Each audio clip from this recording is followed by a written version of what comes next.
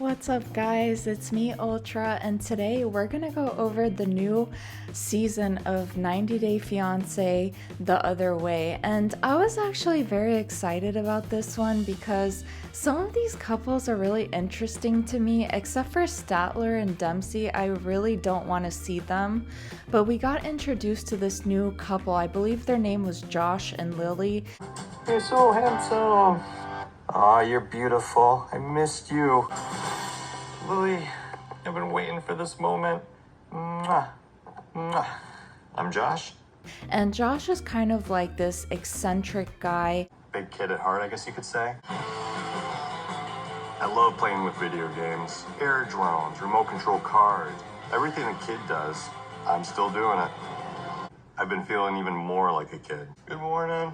Good morning. Good morning. Because a couple months ago, I sold my house and moved back in with my parents. He has misophonia, I hope I'm saying that right, where he's really bothered by sounds, especially when it comes to like chewing or eating. Some people are really kind of OCD about that. They don't like when others eat really loudly. Repetitive sound irritates me. I actually get anxiety and stress. I can't focus. My heart will actually physically race. There's been times where I sweat. The woman that he's in love with is in China, and she's apparently very successful. When I met her, I knew this woman was special, and I did not want to let it go. That's when I proposed to her.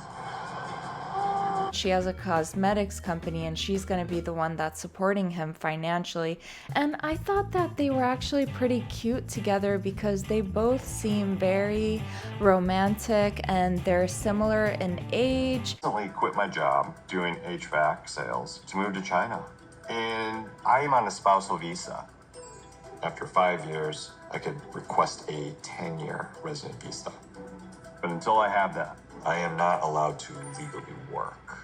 It's rare to see somebody that's actually not just going for people that are way younger on the show. It seemed like really genuine, and apparently he sold his home so that he could go live in China. I'm gonna need to rely on Lily 100% to pay for things.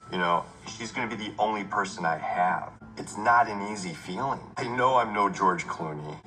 I am gonna wonder, why does a woman like Lily want to be with a man like me and support me financially?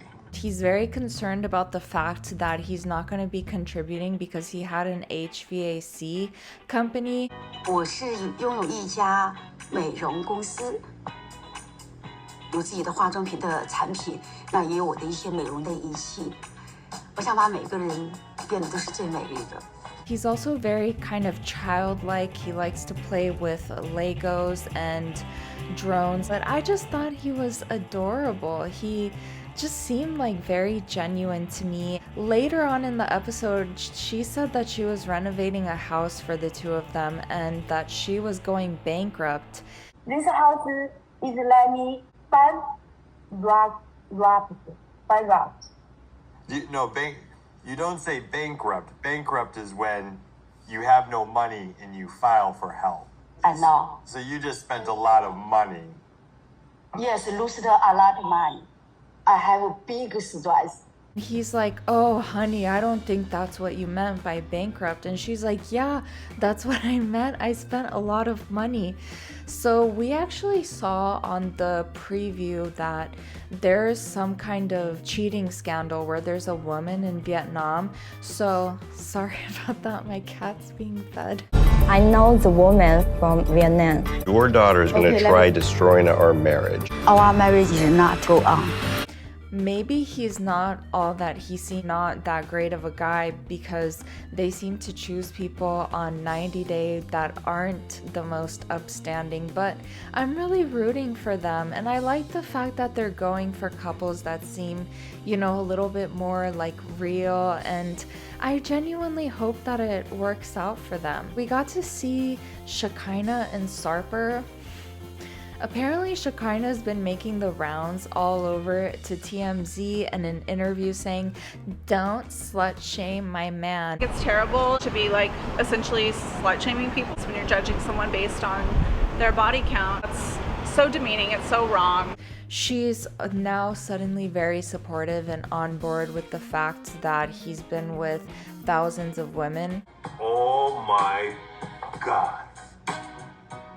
You look so gorgeous. You are my secretary, right? I'm the boss. Take your notebook and come to my office right now. Look at me. What is your name? Tell me. What do you mean, what is my name? But we started off a scene where they were webcamming and they were role-playing together, and these two could almost be like a comedy like skit or something, because the way that they talk, he's like, "You're my Barbie doll." No, change your name. Let it be Samantha or Sharon, whatever. Babe, we're not gonna change names. Come on, that's too much. It's No. role-playing, babe. You're my Barbie doll, for sure. I'm your Ken from Alibaba.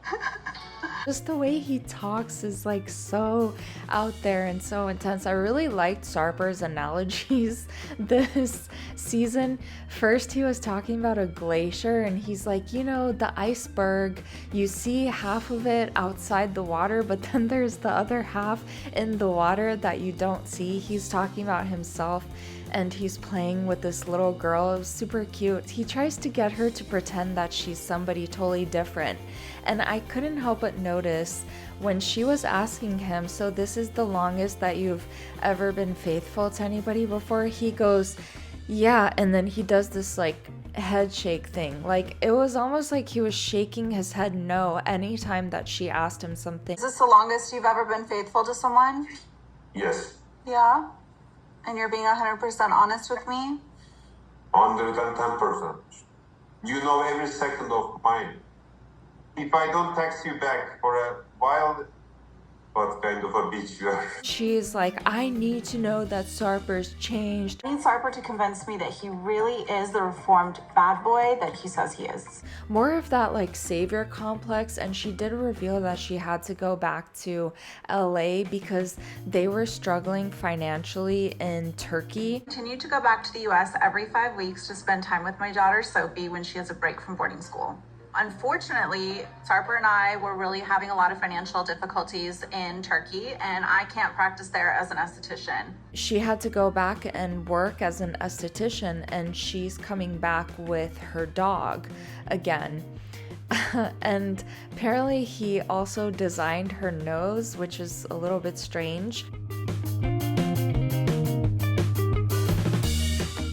I thought the craziest part was when he was talking with his family or family friends. I don't remember exactly. Ama bak, birikimlerin azalınca ne olduğunu biliyorsun. Birikimlerim azaldı zaten. Ben maddi gücüm bir yere kadar. Hani birikimim yok. Anladın mı mantığı? Kız öğrenci çalıştırmamı istemiyor. He was saying, yeah, the ticket's really expensive and I'm the one that's paying for it. They were like, well, can you afford it? And he said no, because I've lost 90% of my income because she's not letting me train women anymore because she doesn't want me to touch women. Ne alakası ya? Dokunmanı istemiyorum diyor.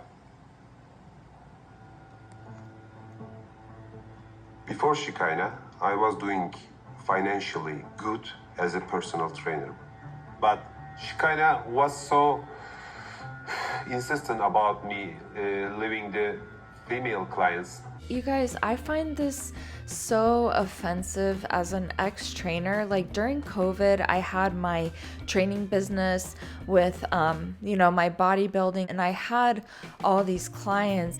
My former trainer was saying he was predicting that I was going to train guys, but really most of my clients were women, and it's typically women that are the ones that actually want to get in the gym. Of course, there's some guys, but the vast majority are women, and women seem to be very interested in their vanity, or they're getting ready for a wedding, or they're trying to get the baby weight off, you know what I mean? It's very offensive to me that she wouldn't understand that those are his clients. Like, nothing weird is going on in the gym.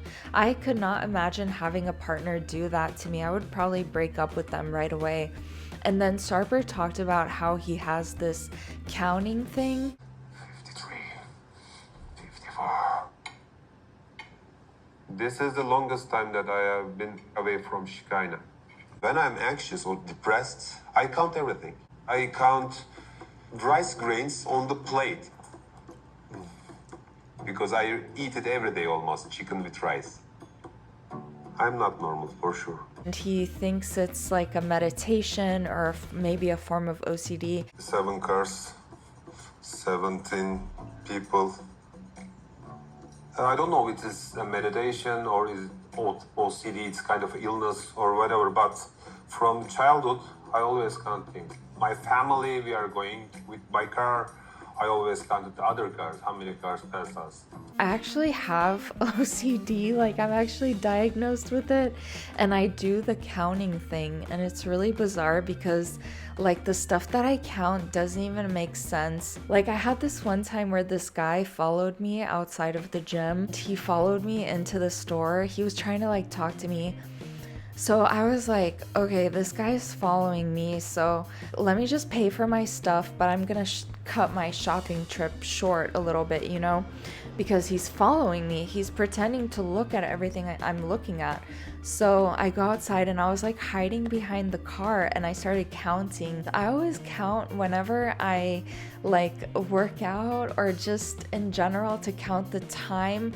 Typically when I'm anxious, I do it, so I can completely relate to him on that. We also got to see in the preview, apparently, it sounded like he was getting with other people while they were together. Then there was that other girl from Indonesia.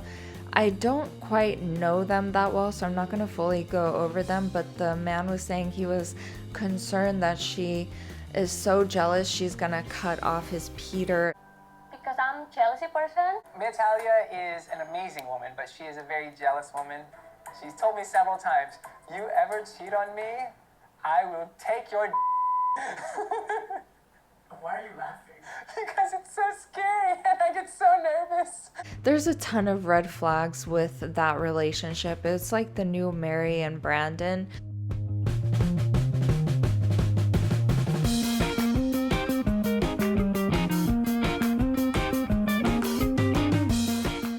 But I'm gonna wait a little bit before I go over them because it's just, you know, it's a lot. The way she cries is really odd too. Then we also saw the doula lady who's apparently leaving everything and she's going to Iceland. And we saw in the preview that she's like, so are we getting married? And he's like, do people get married after 5 months? And she's like, I moved here from the US. So that always is tough, you guys, when people have different expectations and they don't know what they're getting into or what to expect. It's always unfortunate because it sounded like she was just, you know, under the impression that they were gonna get married and that's why she's going out there because it's serious, but really they had never discussed this, so she just assumed it. But yeah, I'm very curious what you guys thought about this episode. It definitely gave me life. I've been partying it up a lot. I've been clubbing. I'm still waiting to hear back from my job thing. And I had a video that I just did with Angela and it like got demonetized, and you know, I've been having people in the comments like criticize the fact that I try to like be very vague and censor things that I say, but the reality is like you can't say anything on YouTube, especially with the gypsy one, so I'll probably have to address that in the video.